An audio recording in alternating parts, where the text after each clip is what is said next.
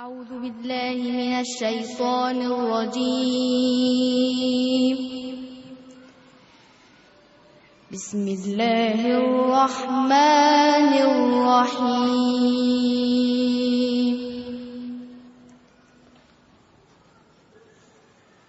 والفجر وليال عشر والشفع والوتر والليل إذا يسر هل في ذلك قسم لذي حجر ألم تر كيف فعل ربك بعاد إرم ذات العماد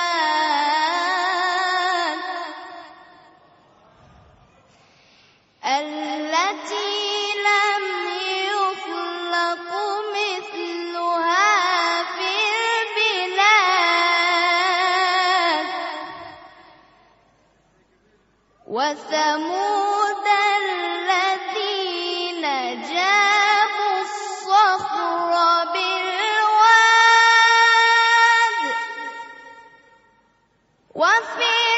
وفرعون ذي الأوتاد الذين طغوا في البلاد فأكثروا فيها الفساد فصب عليهم ربك سوط عذاب إن ربك لبالمرصاد فأما الإنسان إذا ما ابتلاه ربه فأكرمه ونعمه فيقول ربي أكرمن وأما إذا ما ابتلاه فقدر عليه رزقه فيقول ربي أهانن وأما إذا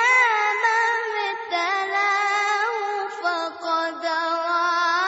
عليه رزقه فيقول ربي أهانن كلا بل لا تكرمون اليتيم ولا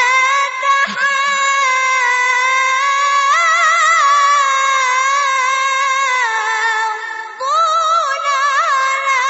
طعام المسكين